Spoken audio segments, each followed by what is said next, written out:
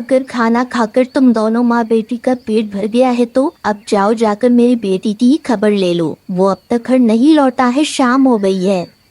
माँ जी, आप चिंता मत करो, टुन्नू जी अभी आते ही होंगे। वो मुझे बताकर गए थे आज वो देर से घर आएंगे, क्योंकि आज वो अपने दोस्तों के साथ दूसरे जंगल गए हैं। पहले घर तो आ जाए मेरा बेटा, फिर बताती हो तुम दोनों माँ बेटी को कैसे तुम सारा दिन भोजन खाती रहती हो। तभी उनके दरवाजे पर दस्तक होती है। जो भी है अंदर आ जाओ, दरवाजा खुला है। फिर तोता घर के अंदर आता है और वो कहता है, चिड़िया, आपके पूरे परिवार के लिए एक बहुत बुरी खबर है। तोते भैया, क्या हुआ? क्या बुरी खबर है? सब कुछ ठीक तो है ना? मुझे माफ करना रानू बहन, अब तो वो लौटकर वापस कभी नहीं आएंगे। एक शिकारी चील ने उनका शिकार कर दिया और उन्हें बड़ी बेरहमी से मार दिया। यह सुनकर तो वो सारा परिवार रोने लग जाता है। तब चिड़िया कहती है, मेरा दिल तो आज सुबह से ही बहुत डरा हुआ था। अगर मुझे पता होता तो आज आपको वहाँ कभी नहीं जाने देती। खा लिया इस मनुष्य ने मेरे बेटे को। इसका पेट कभी नहीं भरता था, हर समय उसे भोजन लेने के लिए भेजती रहती थी। मनुष्य खा गई मेरे बेटे को। आंटी, इसमें रानू बहन का क्या दोष? यह तो भाग्य में होता है, जो कुछ भी होता है। यह कहकर वो तोता वहाँ से चला जाता है। फिर वो तीनों बहुत रोती हैं। घर में खाने के लिए कुछ भी नहीं था। रात हो जाती है, वो सभी भूखे पेट ही सो जाती है। सुबह हो जाती है। जंगल के पक्षी अपनी रीति रिवाजों के अनुसार भोजन लेने निकल जाते हैं। किसी को कोई गम नहीं था कि किसी का पति मर गया, किसी का बेटा, किसी का पापा। वो तो अपने भोजन के लिए चले जाते हैं, क्योंकि अब तो जमाना ही बदल गया था। जाओ कर बैठी हो यहाँ पर, जाकर भोजन ले आओ। अब मेरा बेटा नहीं है जो तुम्हारा पेट भरने के लिए भोजन ले आएगा। अब मेरे लिए ना सही तो अपनी बेटी के लिए ले आओ। माँ जी, आप चिंता मत करो, मैं ले आऊंगी भोजन। आप बिल्कुल फिक्र मत करो। चिड़िया भोजन की खोज में जाने वाली थी कि तभी वहाँ कालू कौवा आ जाता है। चिड़िया बहन, बहुत दुख हुआ यह सब सुनकर। क्या करें, जालिम चील अपने पेट भी तो भरते हैं। चिड़िया बहन, पिछले महीने टुन्नू चिड़ा हमारे घर पर आया था और पूरे 100 दाने लेकर गया था भोजन के, अपनी बेटी के इलाज के लिए। और उसने कहा था कि यह बात हम आपको ना बताएं, और साथ में अपना घर भी गिरवी रखा था। देखो, अब वो तो है नहीं इस दुनिया में जो मैं उससे मांग लूंगा, इसलिए अब लेना देना तो आपसे ही होगा। अब आप दे दो हमें, 1-2 दाना तो है नहीं, पूरे 100 दाने हैं। अरे भागो यहाँ से, तुम कौवे झूठ बोल रहे हो। नहीं माँ जी, जब गुड़िया बीमार हुई थी तो गुड़िया के पापा कुछ दाने उधार तो लाए थे।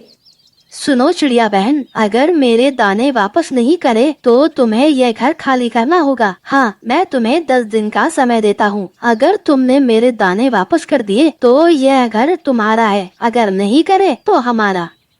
यह कहकर कालू कौवा वहाँ से चला जाता है। ना जाने कैसे कैसे दुख मेरा बेटा अपने साथ लेकर चला गया। ना ये तुम्हारी गुड़िया होती, ना ही वो दाने उधार लेता, और ना ही मेरा बेटा मरता। मुझे तो ऐसा लगता है कि तुम दोनों से तंग आकर उसने अपनी जान दे दी। माँ जी, आप चुप हो जाओ और ऐसा कुछ भी मत सोचो। शांत हो जाओ। माँ जी, मैं सब कुछ ठीक कर दूंगी। गुड़िया, तुम अपनी दादी के पास ही रहना, मैं शाम होने से पहले घर लौट आऊंगी। फिर रानो चिड़िया वहाँ से चली जाती है। वो उड़े जा रही थी। उसे कुछ समझ नहीं आ रहा था कि अब वो क्या करे। मैं कालू कौवे के दाने वापस कैसे करूंगी? अगर नहीं करे तो वो घर छीन लेगा, लेकिन दाने वापस करूं तो कैसे करूं? वो थक जाती है और एक जगह बैठ जाती है। वो रो रही थी और खुद से बातें कर रही थी। टुन्नू जी, आपने अपनी बेटी की जान तो बचा ली, लेकिन खुद हम सबको छोड़कर चले गए। आप अपनी बेटी से कितना प्यार करते थे, जो आपने उसके लिए यह सब किया। रानो चिड़िया ऐसे बैठी रो रही थी कि तभी वहाँ एक बूढ़े बाबा आते हैं। रानो चिड़िया, मत रो, चुप हो जाओ। जिंदगी की मुश्किलों का मुकाबला करो, हिम्मत से मेहनत से काम लो। परंतु मैं तो कुछ काम भी नहीं जानती हूँ, फिर मैं क्या काम करूँ? तुम पहले सिलाई का काम करती थी ना, तो अब क्यों नहीं तुम अपनी बेटी के लिए, अपने परिवार के लिए और अपने लिए फिर से सिलाई करो। लेकिन मेरे पास तो सिलाई मशीन भी नहीं है। उसकी तुम फिक्र मत करो, वो तुम्हारे घर के बाहर पहुंच जाएगी। और ये लो भोजन, जिसने आज तुम्हें भूखा नहीं रखा वो कल भी तुम्हें देगा। फिर रानो चिड़िया वो फल की टोकरी लेकर अपने घर आ जाती है। जब वो अपने घर के बाहर आती है तो देखती है कि वहाँ तो सच में एक सिलाई मशीन रखी हुई थी। बाबा, आपका बहुत बहुत धन्यवाद जो आपने मेरी इतनी मदद की है। अब मैं मेहनत से काम करूंगी, अपनी बेटी और अपनी सास को बहुत खुश रखूंगी। फिर रानो चिड़िया पक्षियों के कपड़े सिलती है। वो इस काम में बहुत माहिर थी, इसलिए वो अपना काम अच्छे से करती है और जल्दी वो कालू कौवे को उसके दाने के बदले उसे पैसे दे देती है। इस तरह गरीब दर्जी बहू अपनी बेटी और अपनी सास के साथ खुशी खुशी रहने लगती है। नागपुर के जंगल में 2 दिनों से लगातार तेज बारिश हो रही थी। उसी जंगल में एक डॉली चाय वाला कौवा रहता था। वो ठेले पर चाय बनाकर पक्षियों को बेचता था। उसकी चाय बहुत ज्यादा फेमस थी। जंगल के पक्षी डॉली के ठेले पर चाय पीते हुए बारिश का आनंद ले रहे थे। चाय गर्मा गर्म चाय ले लो, डोली की स्पेशल कटिंग नागपुरी चाय ले लो, स्वाद ऐसा जुबान भूल ना पाए वैसा। डॉली कौवा और उसकी पत्नी गौरी कौवी बहुत खुश थे। उनकी चाय की बिक्री बहुत अच्छी हो रही थी और उनकी कमाई भी हो रही थी। डॉली जी, इसी तरह अगर बारिश होती रही तो हम बहुत ही जल्दी माला माल हो जाएंगी और जंगल की सबसे अमीर पक्षी बन जाएंगी। बात तो 16 आने सही है। वैसे आजकल दूध के दाम कुछ ज्यादा ही बढ़ रहे हैं। हम पक्षियों को आज से थोड़ा कम दूध डालकर पिलाएंगे। डॉली जी, कहीं ज्यादा कमाई के लालच उल्टा न पड़ जाए हमारे ऊपर। गोरी, जंगल में बस चाय की एक हमारी ही दुकान है, पक्षी जाएंगे कहाँ? उन्हें तो हमारे यहाँ ही चाय पीने आना होगा। ऐसे डॉली कौवा अब चाय में दूध कम पानी ज्यादा डालने लगा। एक दिन रानो चिड़िया अपनी बेटी के साथ डॉली चाय वाला की दुकान पर चाय पीने आती है। डॉली भैया, बारिश की वजह से बहुत ठंड लग रही है, मुझे एक गर्मा गर्म दूध वाली चाय पिलाना। चिड़िया, थोड़ी देर बैठो, मैं अभी तुम्हें गर्मा गर्म दूध वाली चाय पिलाता हूँ। और बताओ चिड़िया, तुम्हारा घर बन गया? मैंने सुना है तुमने अपना घर पक्का बनाया है, बहुत पैसे खर्च हुए होंगे तुम्हारे तो। हाँ डॉली भैया, पक्का घर बनाने में सारी सेविंग खत्म हो गई मेरी। हम भी सोच रहे हैं अपना घर पक्का बनाने के लिए। जल्दी ही बस थोड़े पैसे और जमा हो जाए, तुम्हारे घर से भी बड़ा घर बनाएंगे। चिड़िया बहन, लो तुम्हारी स्पेशल डॉली चाय तैयार है, पी कर बताओ। रानो चिड़िया और उसकी बेटी जैसे ही चाय पीती है, उसे चाय का स्वाद बिल्कुल भी अच्छा नहीं लगता। छी, डॉली अंकल, ये कैसी चाय पी है आपने? इसमें तो दूध बहुत कम है। मैंने तो आपसे दूध वाली चाय मांगी थी, शायद आपने गलती से मुझे दूसरी चाय दे दी है। ये तो बिल्कुल बकवास चाय है। ए छोटी चिड़िया, मेरी चाय के बारे में ज्यादा बकवास मत कर। तू अभी कहाँ स्वाद जानती है जो तू कैची की तरह जुबान चलाने लगी। अंकल, मैं झूठ नहीं बोल रही। आप अभी के अभी हमारे चाय के पैसे वापस करो। ऐसी बकवास चाय कौन पिएगा आपकी दुकान से जो बेस्वाद हो?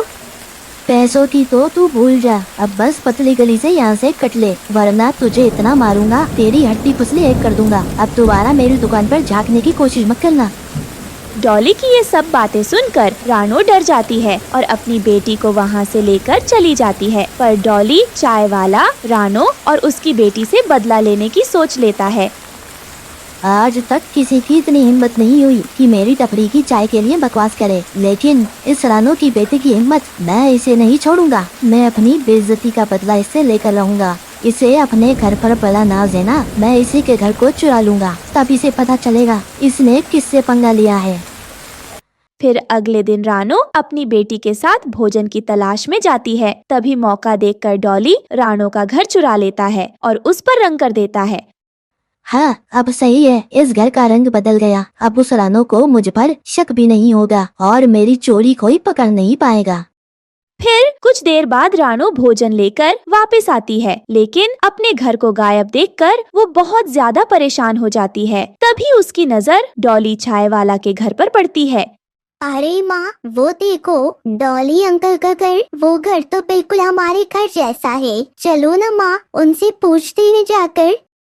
ये कहकर रानो डॉली का दरवाजा बजाती है।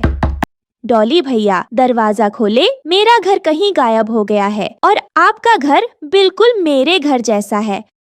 चिड़िया, मेरे घर के बारे में बात करना छोड़ो, पहले ये बताओ यहाँ क्या करने आई हो? हम गहरी नींद में सो रहे थे, तुमने मेरी नींद खराब कर दी। डॉली भैया, जब मैं दाना लेकर आई तो मेरा घर वहाँ पर नहीं है। तुम्हारा घर नहीं है तो मैं क्या करूं? मैं क्या बैठकर तुम्हारे घर की चौकीदारी कर रहा था? जो मुझे पता होगा। अब जाओ यहाँ से तुम दोनों, मेरा दिमाग मत खराब करो। लेकिन डॉली भैया, आपका घर बिल्कुल मेरे घर जैसा है, बस इसका रंग अलग है। तुम कहना क्या चाहती हो चिड़िया? मैंने तुम्हारा घर चुराया? जरा जबान संभाल कर बात करो। मैं कोई मामूली पक्षी नहीं हूँ, बल्कि द फेमस डॉली चाय वाला हूँ। तुम जानती हो ना कितनी बड़ी बड़ी हस्तियाँ मेरे पास चाय पीने आती है। इसलिए अब मैं तुम जैसी गरीब चिड़िया से बात करके अपना वक्त जाया नहीं करना चाहता। ये सब बातें सुनकर रानो वहाँ से चली जाती है और जंगल में अपना हरी घास का घर बनाकर उसमें रहने लगती है। इस तरह समय बीतने लगा। एक दिन तेज बारिश आई और डॉली चाय वाला का घर टूट गया और उसमें उसकी पत्नी गोरी दबकर मर गई।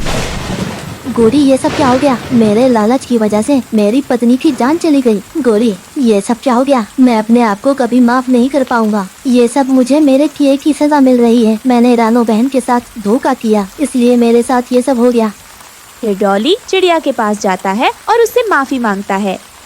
मुझे माफ कर दो रानो बहन, मैंने आपका घर चोरी किया था, इसलिए ऊपर वाले ने मुझे उसकी सजा दे दी है। प्लीज आप मुझे माफ कर दीजिए। डॉली भैया, आपको अपनी गलती का एहसास हो गया, उतना ही मेरे लिए काफी है। फिर डॉली चाय वाला दोबारा ईमानदारी के साथ अपनी चाय की टपरी लगाता है और चाय बेचकर खुशी खुशी अपना जीवन व्यतीत करने लगता है। चाय गरम गरम चाय ले लो, डॉली की स्पेशल कटिंग नागपुरी चाय ले लो, स्वाद ऐसा जुबान भूल न पाए वैसा। दोस्तों, आपको हमारी आज की कहानी कैसी लगी? हमारी कहानी को लाइक करें, कमेंट करके अपनी राय हमें दें। आपके कमेंट और लाइक हमारे हौसले को बढ़ाते हैं। अगर आप हमारे चैनल पर नए आए हैं तो हमारे चैनल को सब्सक्राइब करना ना भूलें। आपका धन्यवाद।